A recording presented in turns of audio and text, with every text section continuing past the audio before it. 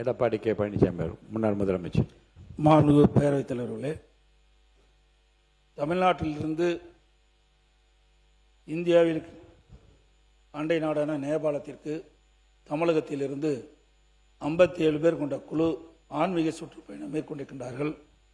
கும்பகோணத்தைச் சேர்ந்த 16 பேர், சென்னையைச் சேர்ந்த 4 பேர், திருவாரூர் 2, நெய்வேலி 1, சிதம்பரம் 11 பேர், புதுச்சேரியில் 3 பேர், சூளகிரியில் 2 பேர், நாமக்கல்ல 1, மயிலாடுதுறை 7 பேர், தருமபுரி 2, திருவண்ணாமலை 1, திருச்சி 5 பேர், கிருஷ்ணகிரியில் 2 பேர், ஆக மொத்தம் 57 பேர் தமிழ்நாட்டிலிருந்து ஆன்மீக சுற்றுப்பயணம் மேற்கொள்வதற்காக நேபாளம் சென்றிருக்கின்றார்கள்.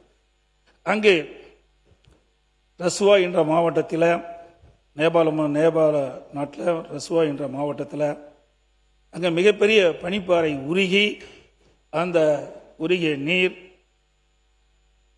ஓதே கோசி என்ற ஆற்றில் திடீர் என்று வெள்ளப்பெருக்கு ஏற்பட்டு இதில் சுமார் 1000 பேர் காணவில்லை என்று பத்திரிகையிலும் ஊடகத்திலும் செய்தியில் வந்து விடுகின்றன. இந்த திடீர் வெள்ளப்பெருக்கில் தமிழகத்திலிருந்து நேபாளம் நாட்டிற்கு சுற்றுப்பயணம் மேற்கொண்டவர்கள் இந்த வெள்ளத்திலே 37 பேர் அடித்து செல்லப்பட்டதாகவும் 27 பேர் அங்கே பத்திரமாக இருப்பதாகவும் செய்தியிலும் ஊடகத்திலும் செய்திகள் வந்து கொண்டிருக்கின்றன.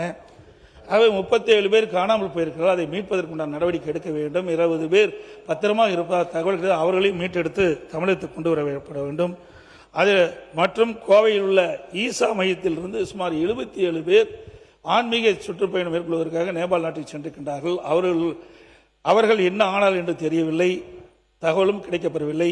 ஆகவே இது வெளியுறவுத்துறை அமைச்சரோடு தொடர்பு கொண்டு நம்முடைய தமிழ்நாட்டுக்கின்ற ஒரு அதிகாரி குழு டெல்லிக்கு அனுப்பப்பட்டு மத்திய அரசோடு தொடர்பு கொண்டு வெளித்துறை அமைச்சரோடு தொடர்பு கொண்டு நேபாள் நாட்டிற்கு சென்று தமிழர்கள் 57 பேரையும் மீட்டு தமிழகத்துக்கு கொண்டு வந்து சேர்க்கப்பட வேண்டும் என்று அரசுடைய கவனத்திற்கு கொண்டு வந்ததோடு அந்த குடும்பத்தைச் சேர்ந்தவர்களெல்லாம் அந்த 57 பேர் ஆன்மீக சுற்றுப்பயணம் சென்ற அந்த குடும்பத்தைச் சேர்ந்தவர்கள் மிகுந்த பதற்றத்தோடு இருக்கின்றார்கள். அவர் உறவினர்கள் பதற்றத்தோடு இருக்கின்றார்கள். ஆகவே அரசு வேகமாக துரிதமாக செயல்பட்டு ஆன்மீக சுற்றுப்பயணத்தில் மேற்கொண்டுள்ள அனைவரையும் பத்திரமாக மீட்டு தமிழகத்தில் கொண்டு வருவதற்கு இந்த அரசு முன்வர வேண்டும் என்று தங்கள் வாயிலாக அமைச்சருடைய கவனத்தில் கொண்டு வருகிறேன்.